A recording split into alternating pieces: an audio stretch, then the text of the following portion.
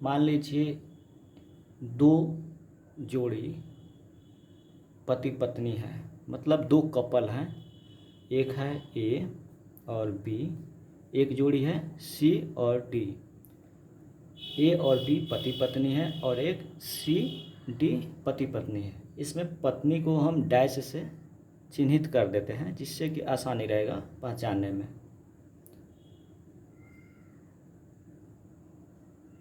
ऐसे blood group में दोनों तरफ अगर एरो मार दिया जाता है, टिक कर दिया जाता है, तो इसका मतलब पति पत्नी होते हैं। तो यहाँ पे ए पुरुष हो गया मतलब पति हो गया और बी पत्नी हो गई, डैश संकेत कर दिए। सी में पुरुष सी है और डी महिला है। इनके एक बच्चा मान लीजिए एच है, पुत्र है, और इनके दो पुत्र हैं, एक पुत्री है, मान लीजिए एच है, एच तो हो गया, एफ मान लेते हैं, और एक मान लेते हैं आई। आई को डैश से संबोधित कर संकेतित कर देते हैं कि इससे महिला का संबोध सूचित होगा। ये पुत्री है और ये पुत्र है। किसी कारण से महिला बी जो ए बी जोड़ी में थी, ये चली गई, भाग गई या मर गई, वजह कोई भी रहे नहीं रही। यहाँ से पत्नी चली गई और यहाँ से पुरुष किसी कारण से चले गए, सी भी नहीं रहा और यहाँ पे बी भी नहीं रहा। यहाँ से पत्नी भी खाली हो गई और यहाँ से पुरुष खाली हो गए।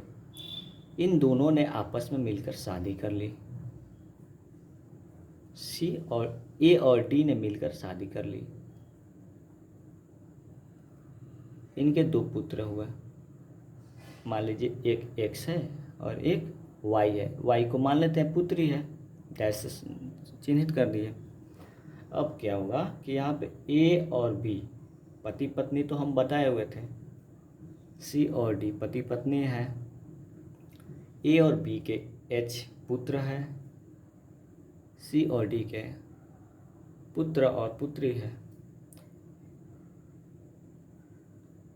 आगे चल कर के दोनों के माता, इनके पिता और इन बच्चों के माता ने शादी कर लिया। इनके एक्स और वाई दो बच्चे हुए जिसमें एक्स पुत्र और वाई डैश पुत्री है। ये जो एच पुत्र है और यहाँ पे आई जो पुत्री है, इन दोनों का संबंध इनके माता और इनके पिता के आपस में शादी कर लेने से इनका संबंध, अर्थात ए और बी के पुत्र एच और सी और डी के पुत्री आई डैश के संबंध हाफ सिस्टर वाला हो जाएगा। मतलब आई एच की हाफ सिस्टर लगेगी और ये ऑफिशियली रूप से शादी कर सकती है, क्योंकि इसके भी माता पिता अलग हैं और इसके भी माता पिता अलग हैं। आगे चल करके बाद में इनके जन्म के बाद में अलग इनके ए और डी का संबंध आगे चल के जुड़ा, क्योंकि इनके जन्म के समय इनके माता पिता अलग थे, इनके माता पिता अलग थे। तो ये इनके जो पिता और इनके माता का जो संबंध आगे चल करके बना, तो ये तो आपस में उस समय तक कोई ताल्लुक नहीं था जब तक इनके अलग अलग परिवार थे।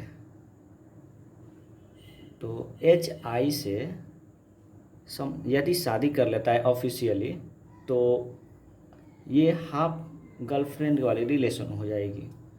इसको बोलेंगे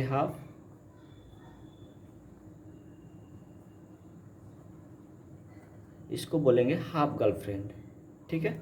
और यहाँ पे जो पुत्र हैं, ये पुत्र है और इनका जो पुत्र है ए और बी का पुत्र और सी और डी का पुत्र, ये दोनों का संबंध हाफ ब्रदर वाला होगा। और इनका भी हाफ सिस्टर वाला होगा और ये ऑफिशियली रूप से शादी कर लेते हैं, इसमें कोई दिक्कत नहीं है। तो इसको बोलेंगे, जब तक नहीं हुआ है तब तक हाफ सिस्टर बोलेंगे, और यदि कर लेते हैं तो ये हाफ गर्लफ्रेंड हो जाएंगे। अब आते हैं हाफ ब्रदर और हाफ गर्लफ्रेंड का रिलेशन हमने बता दिया, फिर भी कोई डाउट हो तो बताइएगा, हम 10 बार बताएंगे। जब तक आपका कंसेप्ट क्लियर ना होगा तब तक हमारे पढ़ाने का कोई मतलब नहीं होगा। तो आपको जब तक क्लियर ना हो हमें बताते रहिएगा, बार बार बताते रहेंगे वीडियो। अब यहाँ पे जो ए और डी के माता पिता जो मिलकर शादी की है, इनके दो बच्चे हुए, एक पुत्री है और एक पुत्र है। तो जो इनका संबंध होगा एच का, ये स्टेप ब्रदर वाला होगा, मतलब सौतेला भाई। और ये जो होगा ये स्टेप सिस्टर हो गई, और ये ब्रदर। ये तो जनरली आमतौर पर सब लोग जानते हैं, लेकिन ये वाला जो रिलेशन है ये बहुत कम लोग जानते हैं। हमें मेन उद्देश्य था कि आपको ये हाफ ब्रदर, हाफ सिस्टर और हाफ गर्लफ्रेंड वाला रिलेशन क्लियर कर दे। इस रिलेशन पे चेतन भगत ने हाफ गर्लफ्रेंड एक साहित्य की रचना की हुई है, नोवेल लिखे हुए हैं। और फिर इस पे एक फ़िल्म भी बना हुआ है, हाफ गर्लफ्रेंड।